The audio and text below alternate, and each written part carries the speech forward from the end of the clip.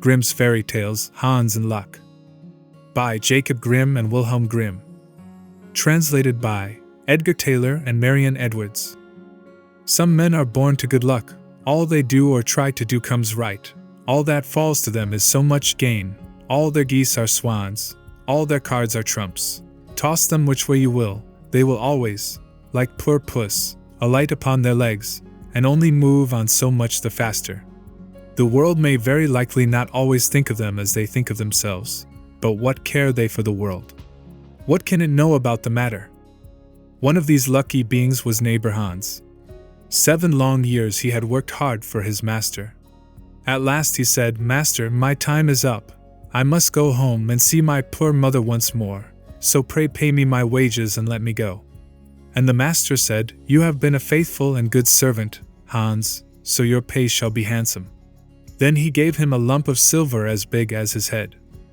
Hans took out his pocket handkerchief, put the piece of silver into it, threw it over his shoulder, and jogged off on his road homewards.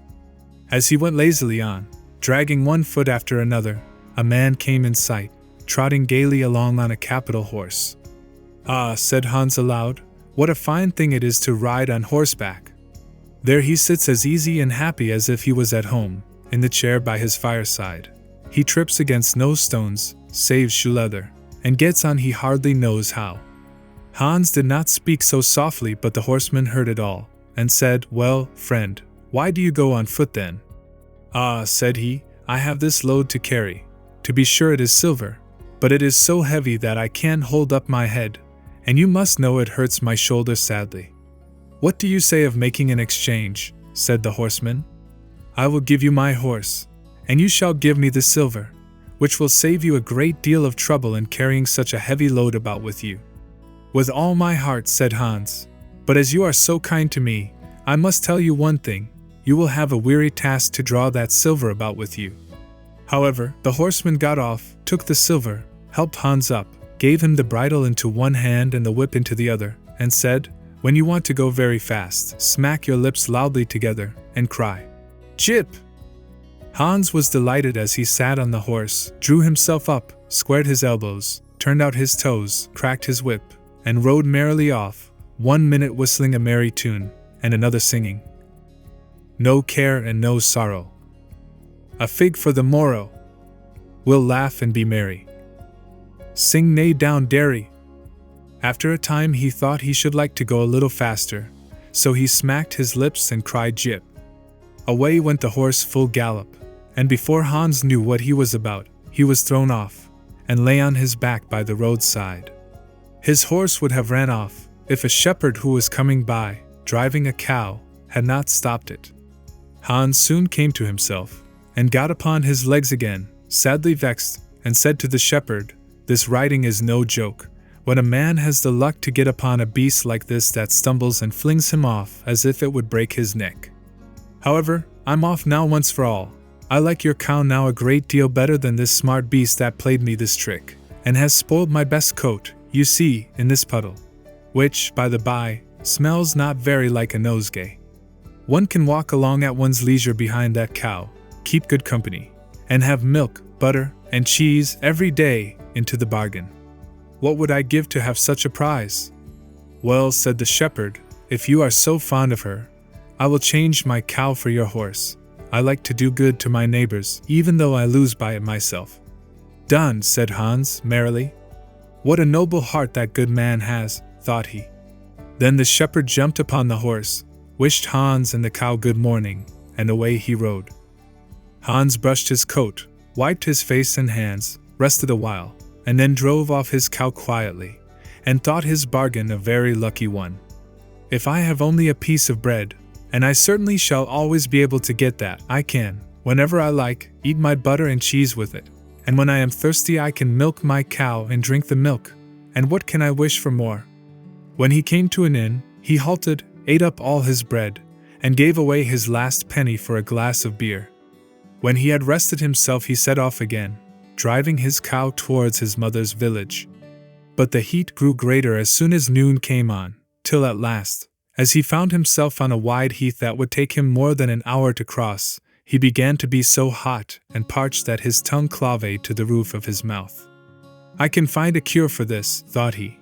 Now I will milk my cow and quench my thirst. So he tied her to the stump of a tree and held his leathern cap to milk into. But not a drop was to be had.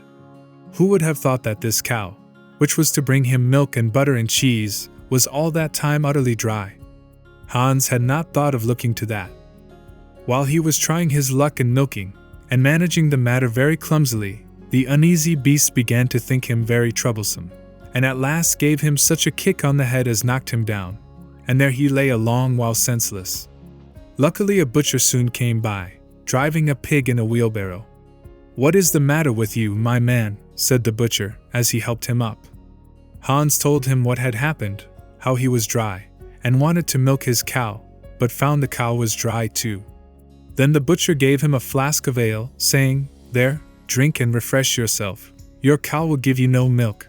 Don't you see she is an old beast, good for nothing but the slaughterhouse?" "Alas, alas," said Hans, "who would have thought it? What a shame to take my horse, and give me only a dry cow. If I kill her, what will she be good for? I hate cow beef. It is not tender enough for me. If it were a pig now, like that fat gentleman you are driving along at his ease, one could do something with it. It would at any rate make sausages."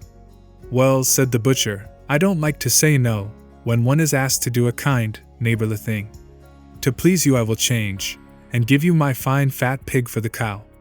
"Heaven reward you for your kindness and self-denial," said Hans, as he gave the butcher the cow, and taking the pig off the wheelbarrow, drove it away, holding it by the string that was tied to its leg. So on he jogged, and all seemed now to go right with him. He had met with some misfortunes, to be sure, but he was now well repaid for all. How could it be otherwise with such a traveling companion as he had at last got?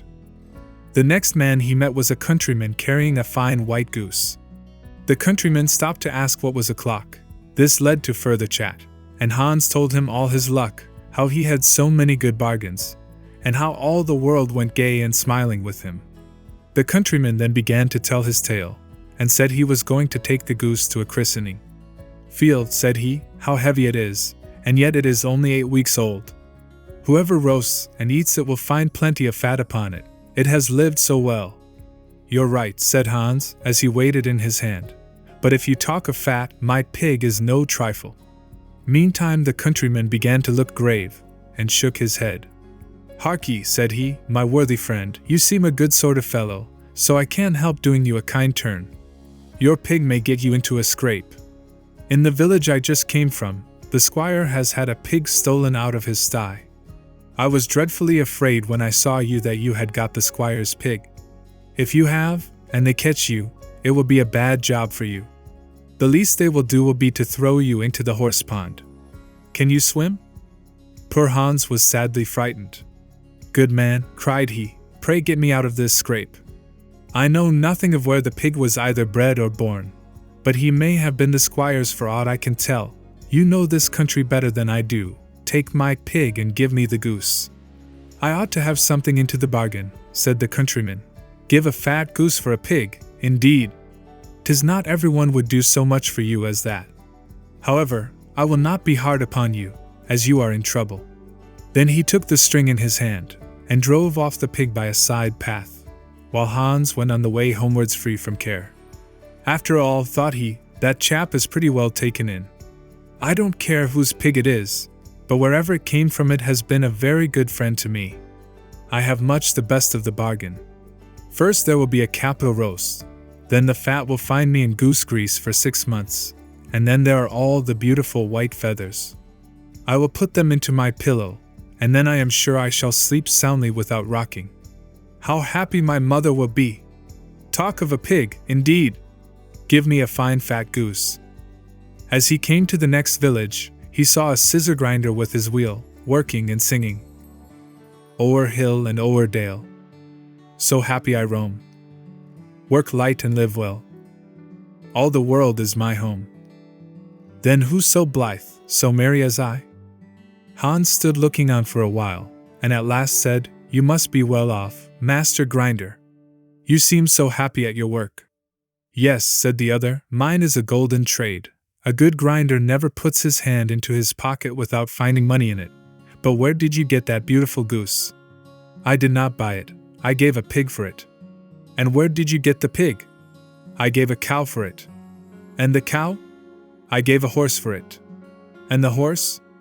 I gave a lump of silver as big as my head for it. And the silver? Oh, I worked hard for that 7 long years. You have thriven well in the world hitherto, said the grinder. Now if you could find money in your pocket whenever you put your hand in it, your fortune would be made. Very true. But how is that to be managed? How? Why, you must turn grinder like myself, said the other. You only want a grindstone. The rest will come of itself.